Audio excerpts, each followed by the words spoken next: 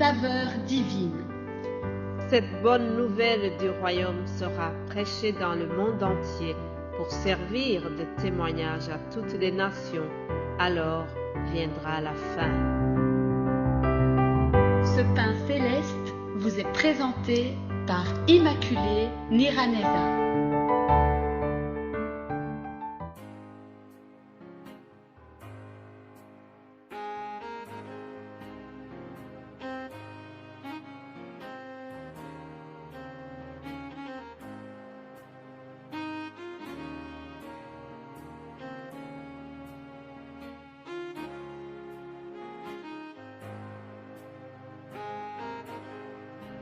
Shalom, shalom, mes bien-aimés de Dieu, que la paix de Christ soit avec vous. Je remercie le Seigneur qui me donne encore la vie ce matin. Vous savez, chers amis, je l'ai déjà dit plusieurs fois, la vie est un cadeau. On peut être pas très bien en santé et avoir encore la vie. C'est toujours un sujet pour lequel je remercie le Seigneur.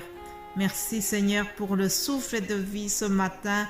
Merci parce que tu me donnes encore la possibilité de parler, de pouvoir partager la parole de Dieu.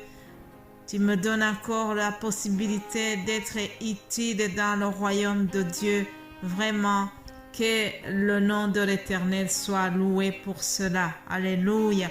Je vous propose de lire le psaume 33, 2 versets du psaume 33.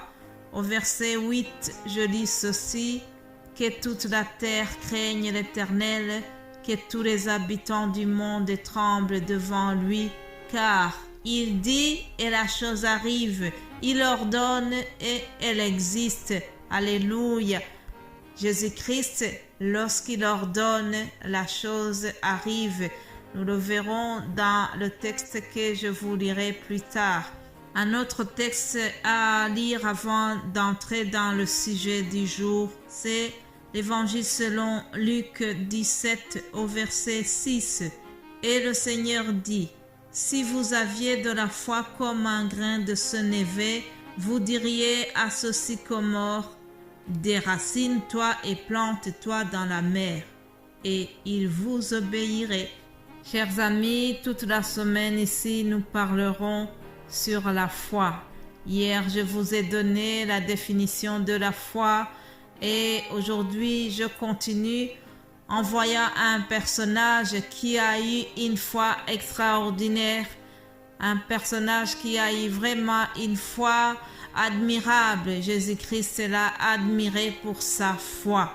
Il s'agit d'un centenier romain. La Bible ne donne pas son prénom, mais nous trouvons son histoire dans l'Évangile selon Luc, chapitre 7. Je ne lirai pas tout le texte, sinon on n'aura pas assez de temps. Je vous propose de commencer par le verset 6. Jésus étant allé avec eux, n'étant guère éloigné de la maison, car le centenier envoya des amis pour lui dire: Seigneur, ne prends pas ta de peine, car je ne suis pas digne que tu entres sous mon toit. C'est aussi pour cela que je ne me suis pas cru digne d'aller en personne vers toi. Mais dis un mot et mon serviteur sera guéri. Car moi qui suis soumis à des supérieurs, j'ai des soldats sous mes ordres, et je dis à l'un: va, et il va, à l'autre: viens, et il vient. Et à mon serviteur: fais cela, et il le fait. Lorsque Jésus entendit ces paroles, il admira le centenier et se tournant vers la foule qui le suivait, il dit: je vous le dis, même en Israël, je n'ai pas trouvé une si grande foi. Alléluia. De retour à la maison, les gens envoyés par le centenier trouvèrent guéri le serviteur qui avait été malade. Alléluia. Chers amis, parlant de ce centenier romain, Jésus-Christ a été en admiration pour lui. Ce commandant romain est quelqu'un de très haut placé. C'est une grande autorité. Et pourtant, malgré son rang social qui est élevé, c'est quelqu'un de très humble, c'est quelqu'un qui a de la compassion à l'égard de son domestique. Alors, son domestique était malade et il a envoyé des gens, certainement qu'il avait entendu parler des miracles de guérison que Jésus a opérés. Puis il a envoyé donc des gens pour inviter Jésus à guérir son serviteur. Au verset 3 de ce passage que nous avons lu, nous voyons qu'il a envoyé des anciens, des Juifs, pour prier Jésus de venir guérir son serviteur.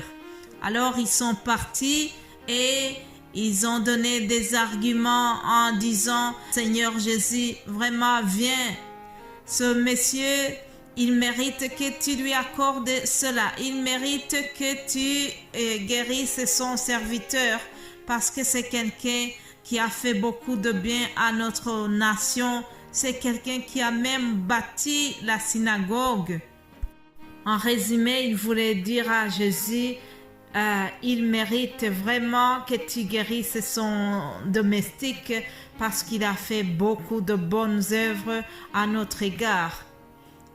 Ils avaient oublié cette belle parole que nous trouvons dans Éphésiens chapitre 2 au verset 9.